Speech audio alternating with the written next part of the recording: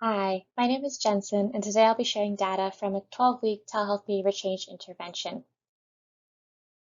Regular physical activity and fruit and vegetable consumption are critical for health promotion and disease prevention.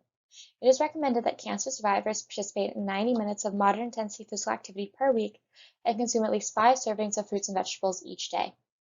Compliance with these guidelines is typically low among cancer survivors, especially young adult cancer survivors. This has prompted the development of interventions to increase guideline adherence.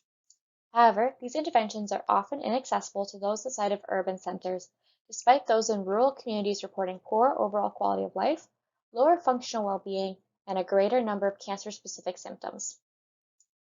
Given the reported lack of guidance and limited support from significant others to participate in physical activity and fruit and vegetable consumption, we developed a 12-week telehealth behavior change intervention for rural living young adult cancer survivors.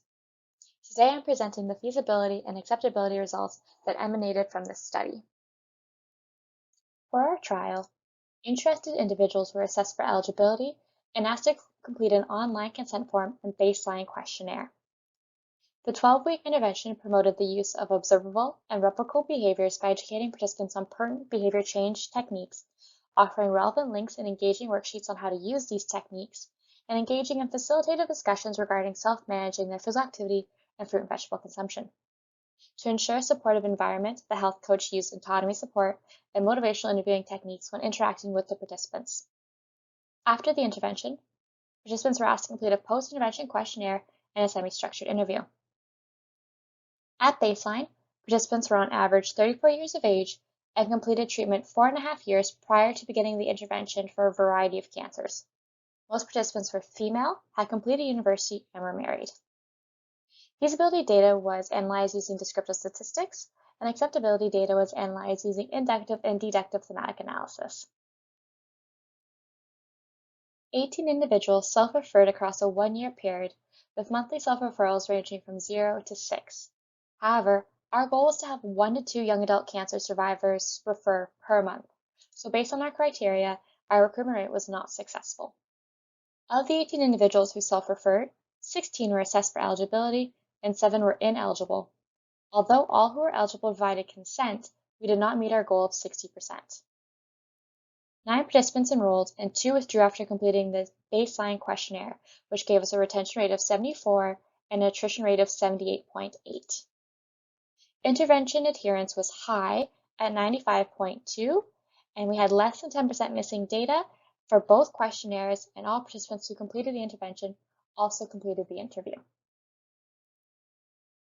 When considering the acceptability data, participants considered intervention length to be crucial.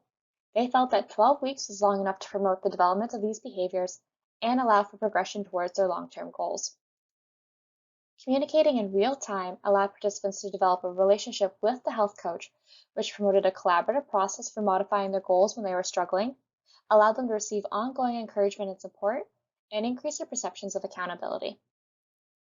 Offering the intervention via distance was favorable because it allowed them to fit it into their schedules and avoid having to choose between competing responsibilities such as work and kids.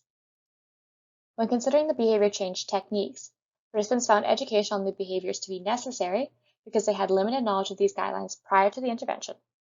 Second, self-monitoring was considered helpful because it allowed them to shift accountability from the health coach to themselves. And finally, seeking social support was beneficial for promoting adherence to their behavior change. Finally, participants suggested that post-intervention support could be beneficial for those who felt they needed additional support.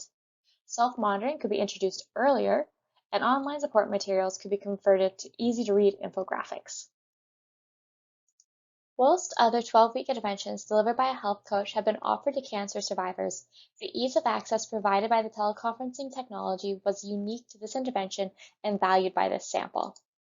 Further, findings point to the importance of designing interventions that utilize delivery methods that are convenient, but still maintain real-time communication with the facilitator. Additionally, they suggest that trial methods require some modification despite the general acceptability of the intervention. In particular, they suggest that more expansive recruitment strategies are needed to reach a larger number of potential participants. Finally, it is possible that different populations place differing levels of importance on behavior change techniques.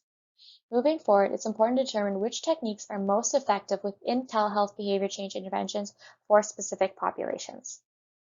Thank you. If you have any questions, please feel free to send me an email.